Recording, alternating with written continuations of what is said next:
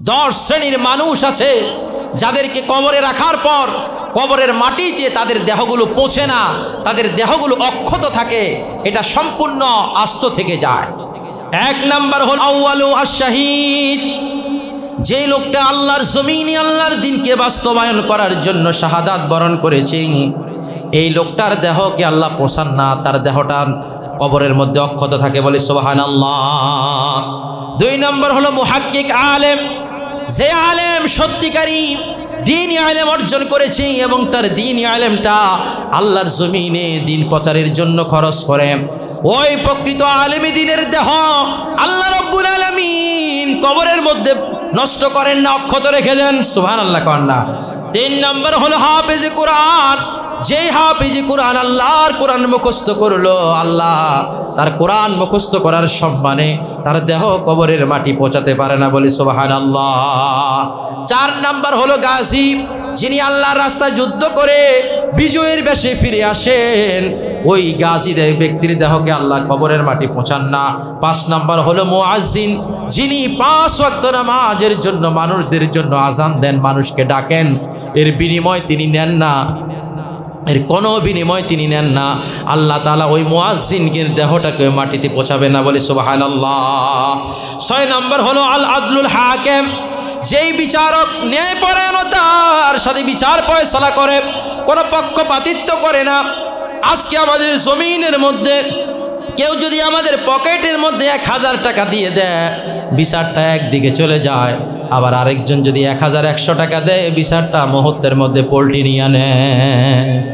কথা কন, ন্যায় বিচার আসেনি, খবরদার।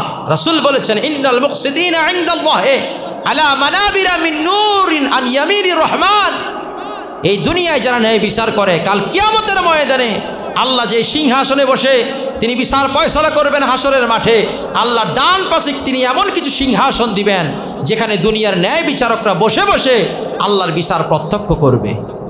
আল্লাহু আকবার বলেন। তাহলে ন্যায় বিচারক যারা, তাদের দেহ কোনোদিন কবরের মাটি পৌঁছাবে না। 7 নাম্বার হলো আল উম্মুল্লাতি মাতাত আসনাইল ওয়ালাদ, ওই মা, যে মা সন্তানকে প্রসব করতে গিয়ে, প্রসব করার সময় যে মা শাহাদাত বরণ করেছে, মৃত্যু বরণ করেছে, সন্তানকে প্রসব করতে পারে নাই, ওই মাটার, ওই মায়ের দেহ কবরের মাটি পৌঁছাবে না, বলি সুবহানাল্লাহ।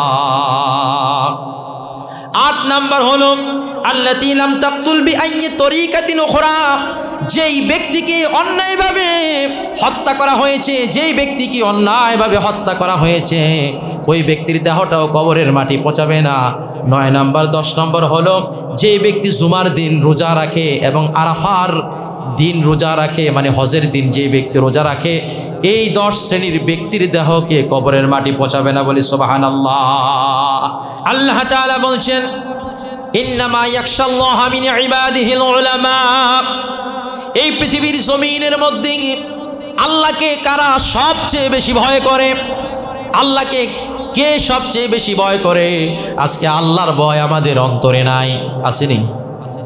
আল্লাহর ভয় নাই, আমরা গুনাহ করি, আল্লাহর ভয় নাই হারাম উপার্জন করি, আল্লাহর ভয় নাই সুদ খাই, আল্লাহর ভয় নাই ঘুষ খাই, আল্লাহর ভয় নাই আমরা অন্যের জমি অন্যায়ভাবে দখল করি, আল্লাহর ভয় নাই নামাজ না পড়ে আমরা ঘুমাইয়া থাকি, আল্লাহর ভয় নাই সারাদিন আমরা মোবাইল ফোনের দিকে তাকাইয়া থাকি, অশ্লীল বেগানা নারীর দিকে তাকাইয়া থাকি। একটা অশ্লীল নারীর দিকে একবার একটা নজর করা যেমন আমার চোখের জিনা, আমার ব্রেনের জিনা, আমার কলবের জিনা হয়ে যায়, ঠিক মোবাইল ফোনের মধ্য দিয়ে একটা নারীর দিকে তাকালেও তো আমার আমলনামায় জিনার অপরাধ লেখা হয়। কথা বলেন ঠিক কিনা? আল্লাহকে ভয় করে আলেমরা, প্রকৃত আলেম যে প্রকৃত আলেম ব্যক্তি আল্লাহ রাব্বুল আলামিনকে হৃদয় দিয়া মন দিয়া ভয় করে, আর যেই ব্যক্তি আল্লাহ তাআলাকে ভয় করে তার থেকে কোনো গুনাহ এবং অন্যায় হতে পারে না, বলি সুবহানাল্লাহ। আমার নবীজি বলেছেন যেই এলাকা দিয়ে একজন হক্কানি রব্বানি আলেমে দিন যে এলাকা দিয়ে হেঁটে যায়, ওই আলেমে দিনের সম্মানে আল্লাহ তাআলা 40 দিন পর্যন্ত কবর আযাব বন্ধ রাখেন। মুকাতিল ইবনে সুলাইমান রাহিমাহুল্লাহ তাআলা আনহু একটি হাদিস বর্ণনা করেছেন। আমার নবীজি সাল্লাল্লাহু আলাইহি ওয়াসাল্লাম তিনি বলেন, আল্লাহর নবী মুসা আলাইহিমুস সালাতু ওয়াস সালাম আল্লাহর কাছে দরখাস্ত করে বলে, ইয়া রব্বি ইন্নী আজিদু ফিল আলওয়াহি উম্মা, আমার উপর নাজিলকৃত তাওরাত কিতাব পড়তে গিয়ে এমন একজন নবীর উম্মতের সন্ধান পেয়েছি, ইয়াদখুলুনাল জান্নাতা মিনহুম ৭০ আলফাম বিগাইরি হিসাব। আল্লাহু আকবার কোন। মুকাতিল ইবনে সুলাইমান আশহারু রুওয়াতিল বুখারী, বুখারী শরীফের যে কয়েকজন বিখ্যাত বর্ণনাকারী আছে, মুকাতিল ইবনে সুলাইমান তাদের অন্যতম। তিনি বলছেন, ওগো আমার রব, মুসা নবী আল্লাহর কাছে দরখাস্ত করে বলছে, ও রব, ইন্নী আজিদু ফিল আলওয়াহি উম্মা, আমার উপর নাজিলকৃত তাওরাত কিতাব পড়তে গিয়ে এমন একজন নবীর উম্মতের সন্ধান পেয়েছি, ইয়াদখুলুনাল জান্নাতা মিনহুম ৭০ আলফাম বিগাইরি হিসাব, যেই নবীর উম্মতের মধ্যে ৭০,০০০ লোক থাকবে এমন, যারা কাল কিয়ামতের ময়দানে হাসরের মাঠে উঠে সেখান থেকে সরাসরি আল্লাহর জান্নাতে চলে যাবে। আল্লাহু আকবার বলেন। মুসা নবী বলেন, ফাজআলহুম উম্মতি, ওগো আমার রব, এই উম্মতটা আমার উম্মত বানাইয়া দেন। আল্লাহ রাব্বুল আলামিন বলে দিলেন, লা লা, না না মুসা, এটা অন্য কোন নবীর উম্মতের বৈশিষ্ট্য নয়, এটা আমার আখিরি নবী, নবীদের নবী, নবিকুল সম্রাট মুহাম্মদ সাল্লাল্লাহু আলাইহি ওয়াসাল্লামের উম্মতের অন্যতম একটা বৈশিষ্ট্য। এই হাদিসের ব্যাখ্যা করতে গিয়ে মুহাদ্দিসিনে কেরামগণ বলেন, আমার নবীর উম্মতের মধ্যে ৭০,০০০ আলেম থাকবে এমন, যারা তাদের গোটা জীবনটা ইসলামের খেদমত এবং দ্বীন ইলম অর্জন করার, মানুষদেরকে দ্বীন শরীয়ত শিক্ষা দেওয়ার জন্য তাদের গোটা জীবনটা তারা ব্যয় করেছিলেন। আল্লাহ তাআলা কাল কিয়ামতের ময়দানে তাদের ইজ্জতে সম্মানে তাদেরকে কোনো প্রকারের হিসাব নিকাশ ছাড়া হাসরের ময়দানে তুলে সেখান থেকে আল্লাহর বেহেশতে দিয়ে দিবেন।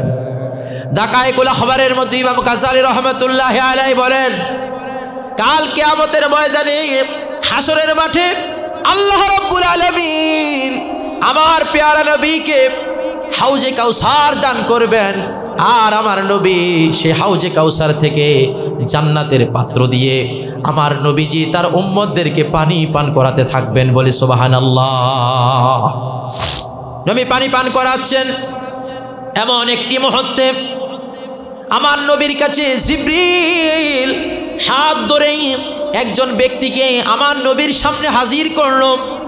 আমার নবী সেই ব্যক্তিটিকে দেখার সাথে সাথে আমার নবী জান্নাতের পাত্রটা রেখে দিয়ে নিজের হাত দ্বারা হাউজে কাউসার থেকে পানি তুলিয়া ওই ব্যক্তির মুখের সামনে দিয়ে ওই ব্যক্তিকে হাউজে কাউসারের পানি পান করালেন। বলে সুবহানাল্লাহ। উপস্থিত হাসরবাসী নবীকে জিজ্ঞাসা করা শুরু করে দিলেন, ইয়া রাসূলুল্লাহ, ইয়া হাবিবাল্লাহ, এই পর্যন্ত আপনি জান্নাতবাসীদেরকে জান্নাতের পাত্র দিয়ে হাউজে কাউসার থেকে পানি তুলে পান করালেন, আর এই ব্যক্তিকে কেন আপনি দেখা মাত্র জান্নাতের পাত্র রেখে দিয়ে আপনার হাতের কোষ দিয়ে পানি পান করালেন? আল্লাহু আকবার বলেন। আমার নবীজি বলে দিলেন, জেনে রাখো, শুনে রাখো, এই ব্যক্তিটি ছিল আমার উম্মতের একজন আলেম। আল্লাহু আকবার বলবেন না? এই ব্যক্তি ছিল আমার উম্মতের মধ্যে একজন আলেম।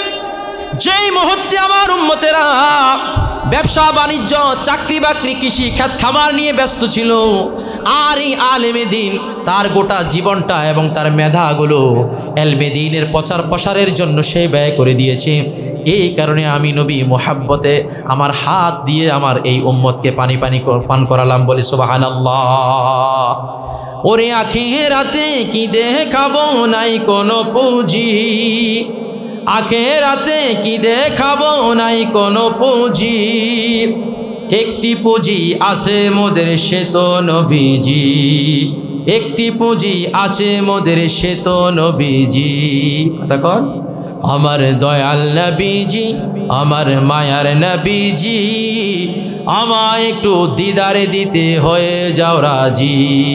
ওরে কে যাও তুমি মদিনাতেই ও নৌকার মাঝি, কে যাও তুমি মদিনাতেই ও নৌকার মাঝি, যার কাছে যাইবা আমি তাহাকে খুঁজি, যার কাছে যাইবা আমি তাহাকে খুঁজি, আমার দয়াল নবীজি, আমার মায়ার নবীজি, আমায় একটু দিদারে দিতে হয়ে যাও রাজি।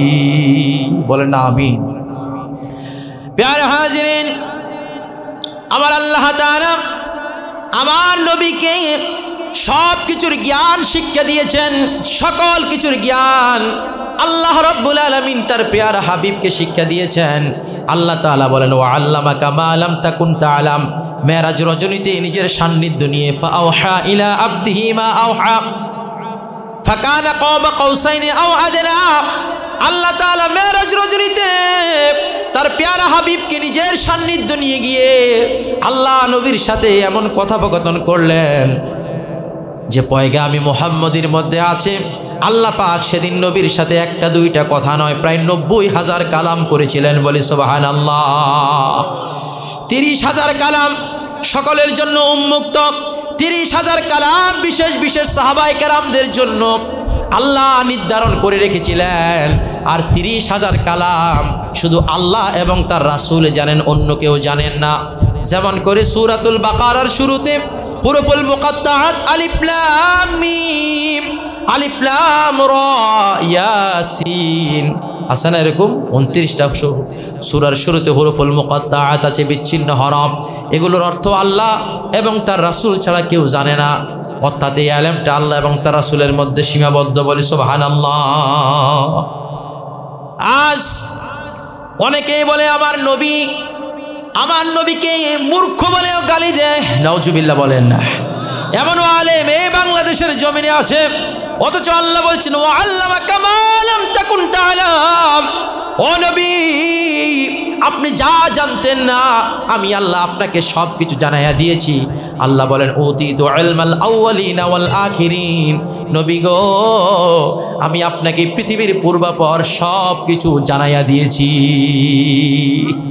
তারিকুল খামিস আবু বকর ইবনে আইস তার মাউলুদ কিতাবের মধ্যে একটি হাদিস বর্ণনা করেন। ইমাম জারকাশি রাহিমাহুল্লাহ তাআলা আনহু তার শরহে বুরদাতুল মাদিহির মধ্যে হাদিসখানা বর্ণনা করেন। হযরত আব্দুল্লাহ ইবনে আব্বাস রাদিয়াল্লাহু তাআলা আনহুমা তিনি বলেন, লাম্মা উলিদান নবী সাল্লাল্লাহু আলাইহি ওয়াসাল্লাম, আমার নবীজি তিনি যেদিন জন্মগ্রহণ করলেন, ওয়ালা ফি উজুনিহি রিদওয়ান খাজিনিল জিবাল।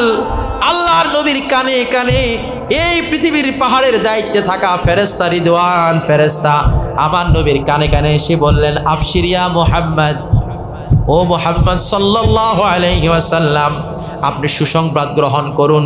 ফামা বাকিয়া লিনাবিয়্যিন ইলমুন ইল্লা ওয়াকাদ উতিতুহু। আদম থেকে ঈসা নবী পর্যন্ত আল্লাহ তাআলা প্রত্যেক নবীকে মিলে যে পরিমাণ জ্ঞান দান করেছেন তার সবটুকু আল্লাহ তাআলা আপনাকে দান করে দিয়েছেন। বলি সুবহানাল্লাহ। আল্লাহ নবীকে বলা হচ্ছে, আনতা আকসারুহুম ইলমা, আপনি সবার থেকে সবচেয়ে মহাজ্ঞানী। ও আশজাউহুম কলবা, আর আপনার হৃদয়টাকে আল্লাহ তাআলা সবচেয়ে প্রশস্ত করে সৃষ্টি করেছেন।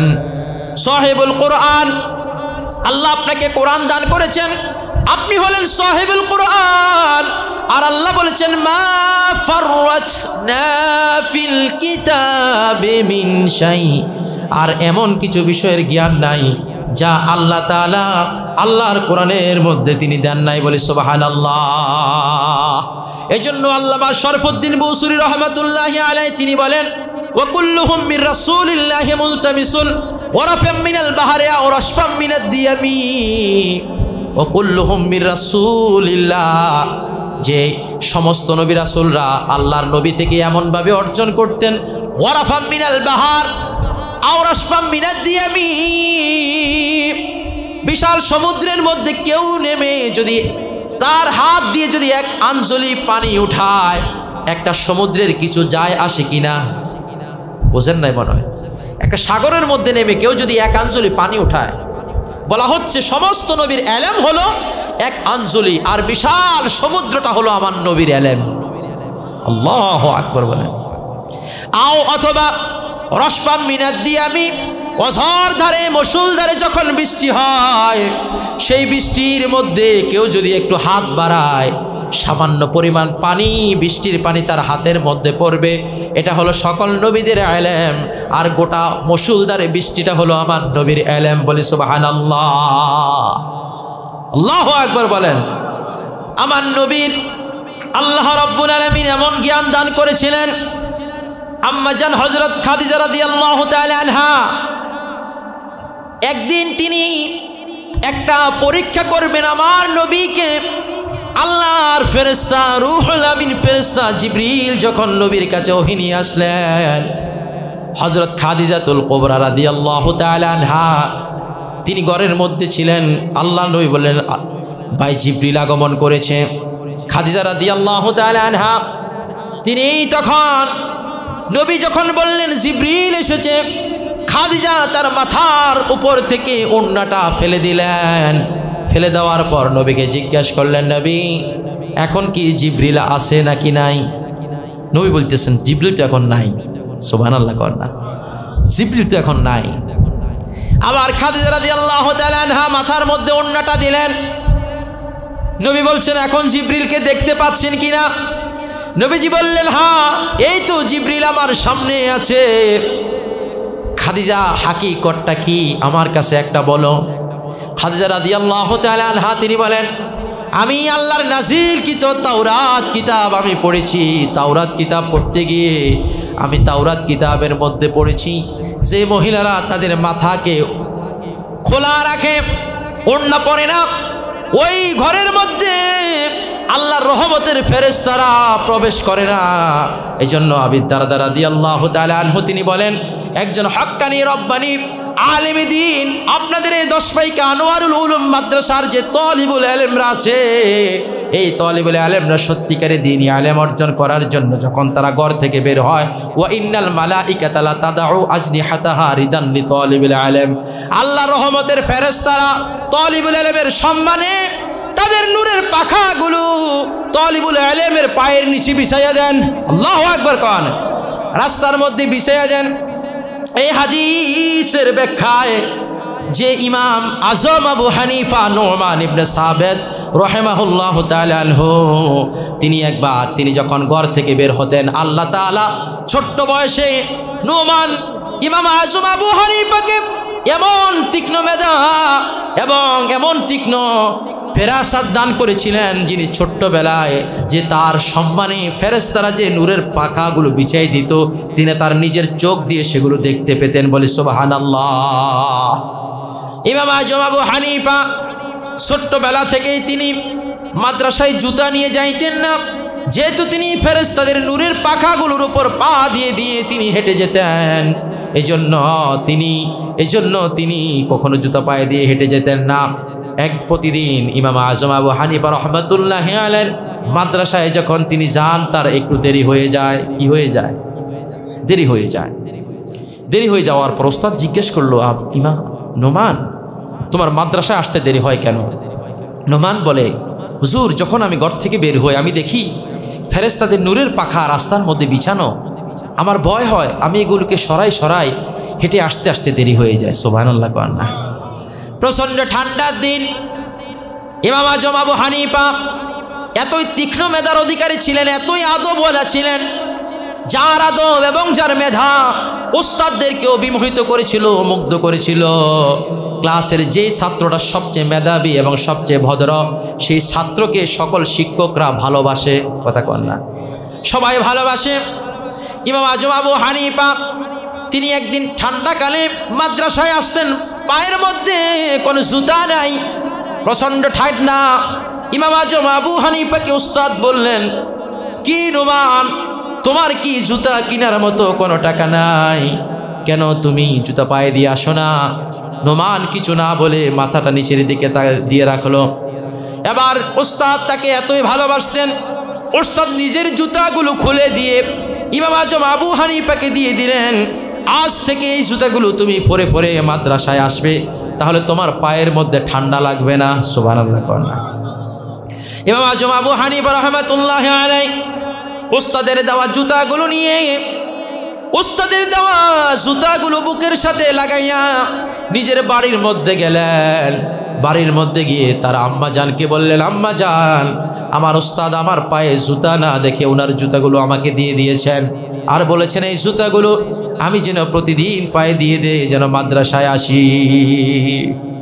আম্মা জান, আপনি আমাকে এমন করে শিক্ষা দেন নাই গো মা, ছাত্র হয়ে কেমন করে আমার উস্তাদের জুতা আমি পায়ে দিব, এটা আমার পক্ষে কখনোই সম্ভব নয় গো মা। আপনার কাছে আমার একটা অনুরোধ রইল, আপনি পানি গরম করে আমার উস্তাদের জুতাগুলো সিদ্ধ করে, জুতারটা ছিল কাপড়ের জুতা, জুতার সোলটাকে আলাদা করেন, আর জুতার সোলটাকে আলাদা করে জুতার যে কাপড়গুলো আছে আপনি কাপড়গুলো সেলাই করে আমি নোমানের জন্য আমার মাথার একটা টুপি বানাইয়া দেন। মা সন্তানের কথা শুনে চোখের মধ্যে পানি চলে আসলো। এবার মা সন্তানের কথা মতো উস্তাদের দেওয়া জুতাগুলোর থেকে সোলটাকে আলাদা করে ওই কাপড়গুলো দিয়ে নিজের সুই সুতা দিয়ে সেলাইয়া সন্তানের জন্য মাথার একটা টুপি পরা বানাইয়া দিল। মা সন্তানের জন্য দোয়া করল, রে বাবা আমি তোর জন্য দোয়া করি, উস্তাদের জুতাকে তুই তোর মাথার মধ্যে স্থান দিলি, আমি মা হয়ে তোর জন্য দোয়া করি, গোটা পৃথিবীর মানুষ কিয়ামত পর্যন্ত আমি আমার বাবা তোমাকে সমস্ত পৃথিবীর মানুষরা মাথায় করে রাখবে বলে সুবহানাল্লাহ। মাথার মধ্যে টুপিটা পরে নোমান চলে গেলেন মাদ্রাসায়।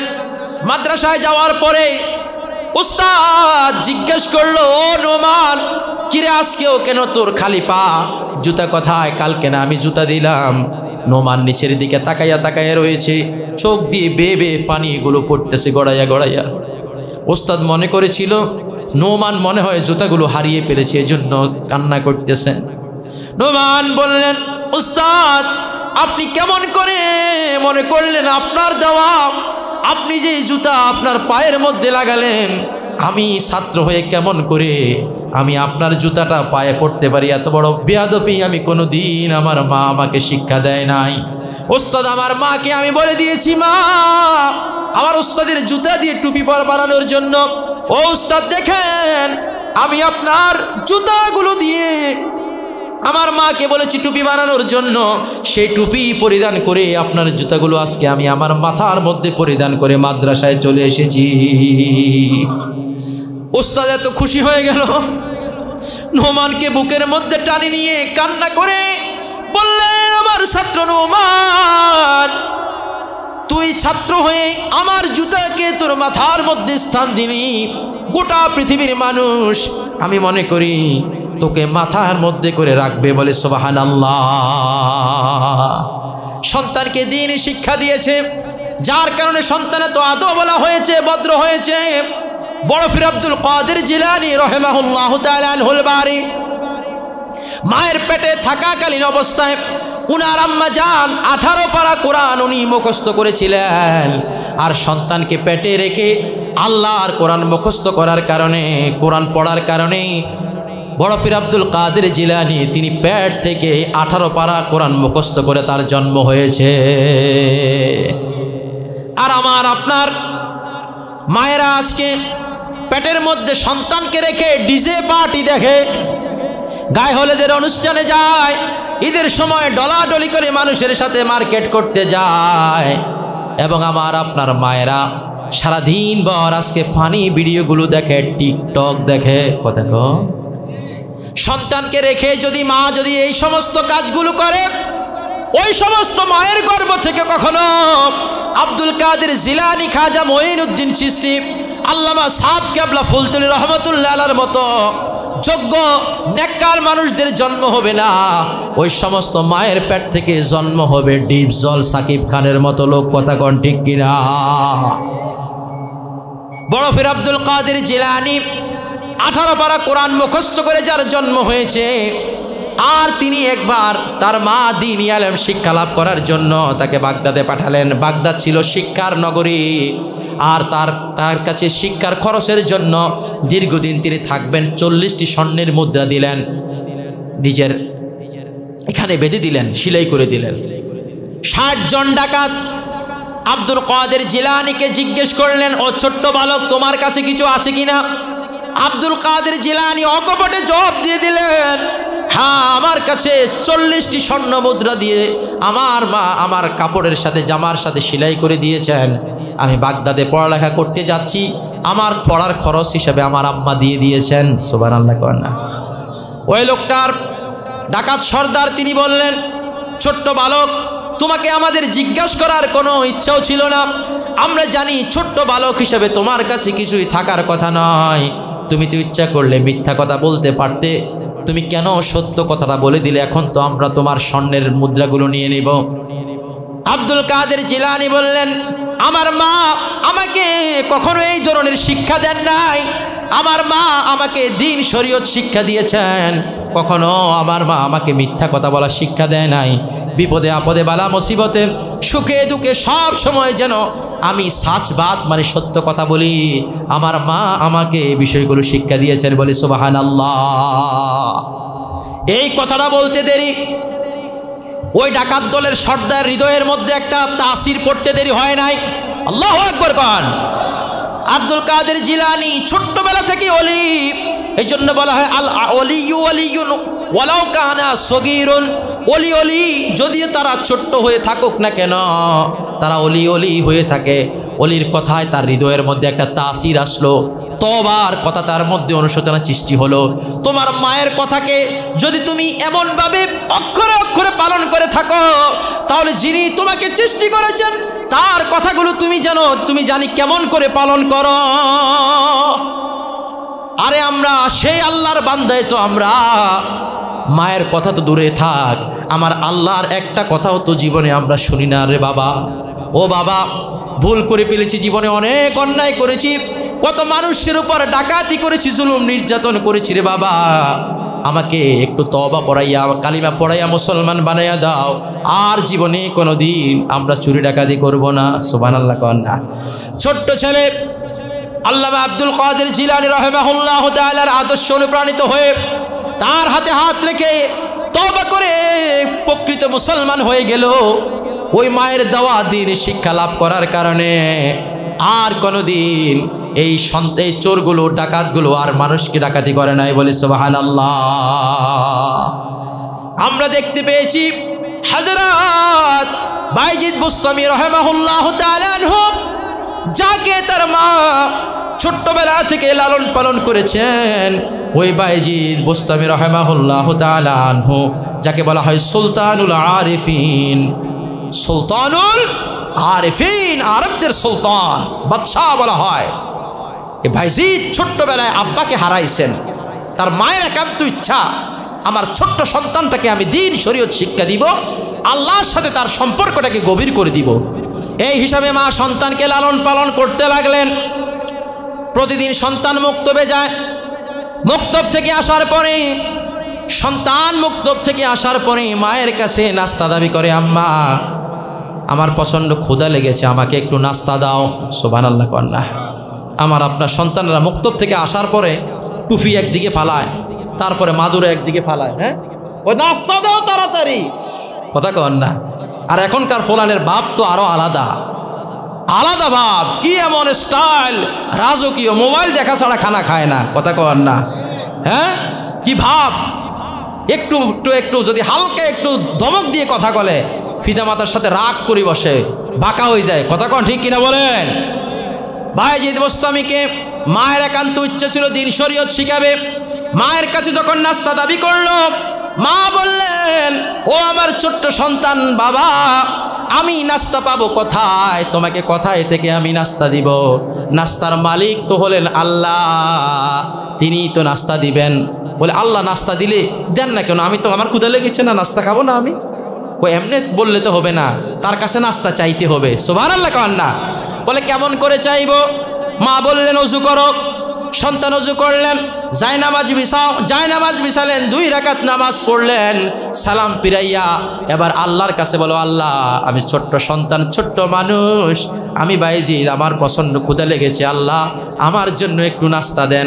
এভাবে করে যখন সন্তানকে দোয়া শিখালেন, সন্তান দোয়া করতেছেন, আর মা পর্দার আড়াল থেকে টেবিলের মধ্যে নাস্তা রেখে দিয়েছে। সুবহানাল্লাহ কন্যা। মা ছেলে মিলে নাস্তা খেলেন, সন্তান তো খুশি। এমনি করে দ্বিতীয় দিন মুক্তবে গেলেন, মুক্তব থেকে এসে আর নাস্তা চায় না, ওই জায়নামাজ বিছাইয়া 2 রাকাত নামাজ পড়ে 2 হাত তুলে আল্লাহর কাছে বলে, আর মা তা পর্দার আড়াল থেকে নাস্তা দেয়। এমন করে যখন দিন চলতে লাগলো, এই আমল যখন নিয়মিত করে যেতে লাগলেন বাইজিদ বুস্তামি, তখন একদিন এমন হয়ে গেল বাইজিদের ঘরের মধ্যে কোনো নাস্তা ছিল না, মায়ের জানা ছিল না, মায়ের শরীরটা একটু খারাপ ছিল, তার ঘরের মধ্যে যে কোনো নাস্তা ছিল না তার জানা ছিল না। এদিকে বাইজিদ মুক্তব থেকে তিনি এসে নামাজের মধ্যে দাঁড়ায়া গেলেন, মা পেরেশান হয়ে গেলেন, ওরে আমার সন্তানের সাথে এতদিন যে লুকোচুরি খেলেছি, আজকে যদি নাস্তা দিতে না পারি আমার সেই গোপনীয়তা পকা ফাঁস হয়ে যাবে, আল্লাহর সাথে তার যে একটা গভীর সম্পর্ক সৃষ্টি হয়েছে, আস্থা বিশ্বাস তৈরি হয়েছে, সেই বিশ্বাসটা নষ্ট হয়ে যাবে। কথা কম। মা পেরেশান হয়ে গেলেন, প্রতিবেশীর বাড়ির দিকে ছুটলেন নাস্তা আনার জন্য। এই বাড়ি ওই বাড়ি তালাশ করে যখন নাস্তা নিয়ে তিনি আসতে লাগলেন, এদিকে বাইজিদ মুক্তব থেকে এসে নামাজের মধ্যে দাঁড়াইয়া সালাম ফিরাইয়া আল্লাহর কাছে চাইতে দেরি, আল্লাহ বললেন, জিবরিল যাও যাও যাও যাও, আমার স্নেহের বাইজিদের জন্য জান্নাত থেকে নাস্তা দিয়ে আসো। এই মুহূর্তে বাইজিদ যদি নাস্তা না পায়, আমার প্রতি বাইজিদের যে একটা আস্থা বিশ্বাস তৈরি হয়েছে, সেই বিশ্বাসটা নষ্ট হয়ে যাবে, আর এই বিশ্বাস নষ্ট হওয়া যাবে না। যাও যাও স্নেহের বাইজিদের জন্য নাস্তা দিয়ে আসো। আল্লাহু আকবার বলেন। জিবরিল নাস্তা দিয়ে গেলেন, এদিকে সন্তান বাইজিদ, মা আসতে দেরি, মায়ের দেরি দেখে প্রচণ্ড ক্ষুধা, তিনি খাওয়া শুরু করে দিলেন। আর খাওয়া খেতে যখন শুরু করে দিলেন, এদিকে মা নাস্তা নিয়ে আসলো। নাস্তা নিয়ে আসার পরে যখন দেখতে পেলেন সন্তান নাস্তা খাইতেছে, মায়ের মনটা খুশিতে ভরে গেল। মা বাইজিদকে কোলে নিয়ে আনন্দের কান্না কাঁদতে লাগলেন, সন্তান রে, আমি যে বিষয়টি চাইলাম তোর সাথে আল্লাহর যেন একটা গভীর সম্পর্ক হয়ে যায়, সত্যি আল্লাহর সাথে তোমার যে গভীর সম্পর্ক হয়ে গেছে, আজকে তোমার নাস্তা দেখে আমি মা সেটা বুঝে গেছি। বলি সুবহানাল্লাহ। জন্ম আমার নবীর যুগে হলে কেমন হতো, জন্ম আমার নবীর যুগে হলে কেমন হতো, দুনয়নে রাসূল পাক দেখিলে কেমন হতো, দুনয়নে রাসূল পাক দেখিলে কেমন হতো, জন্ম আমার নবীর যুগে হলে কেমন হতো, জন্ম আমার নবীর যুগে হলে কেমন হতো। বলি আমিন। হাসিন কানজুল উম্মালের মধ্যে বিশাল একটা হাদিসের কিতাব। আমার নবীজি বলেছেন, যে মহিলা তার মাথার চুল এবং যে পেটের মধ্যে সন্তান ধারণ করে, সেই পেটটা পর পুরুষের নিকট প্রকাশ করে দেখায়, আল্লাহ তাআলা সেই মহিলার উপর লানত দেন। নাউজুবিল্লাহ বলবেন না।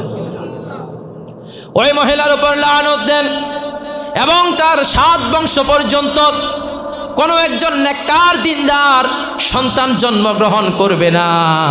শুধুমাত্র নিজের মাথা এবং নিজের পেট পর পুরুষদের কাছে দেখানোর কারণে আল্লাহ তাআলা তার 7 বংশ পর্যন্ত নেককার সন্তান জন্মগ্রহণ করা বন্ধ করে দেন।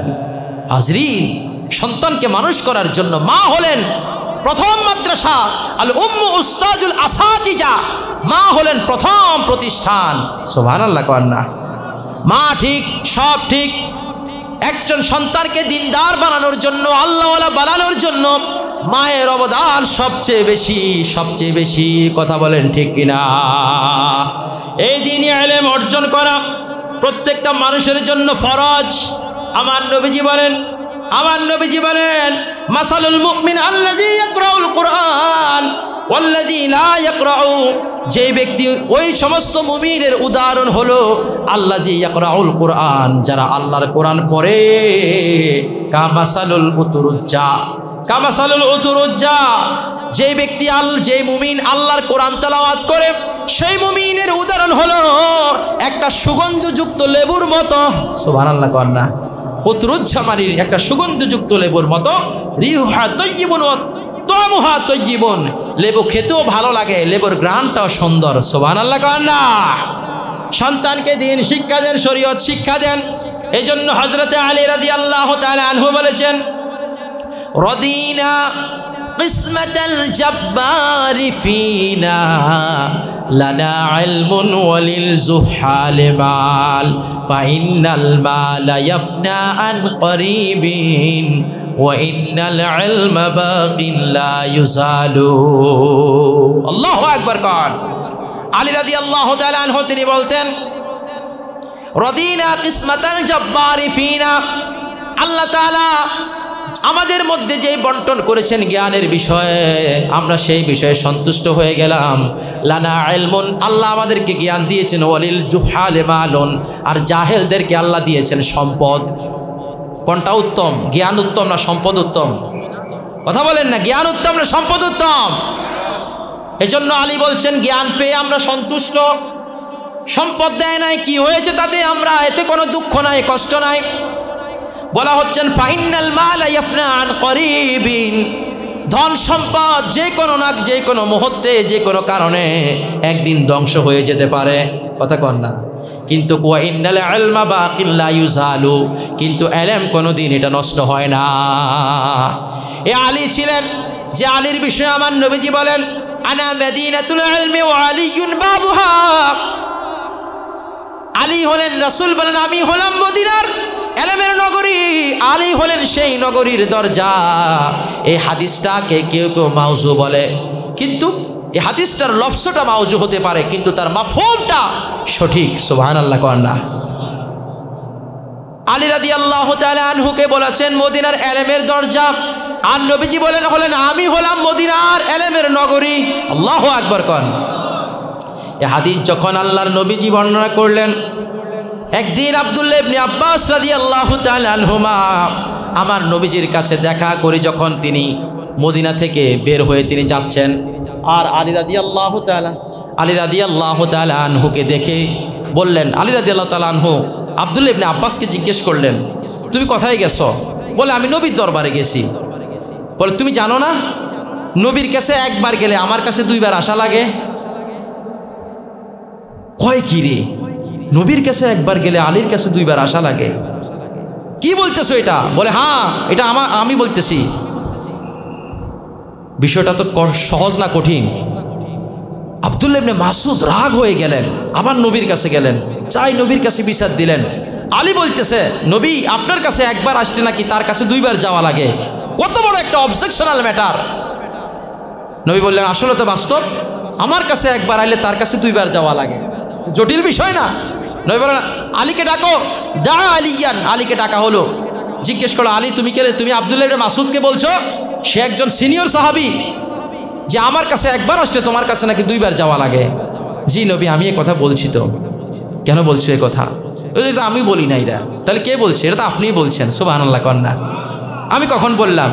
আপনি বললেন না, আনা মাদিনাতুল ইলম, আমি গোটা মদিনার ইলমের নগরী, আর আলিয়ুন বাবুহা, আলী হলেন সেই নগরীর দরজা।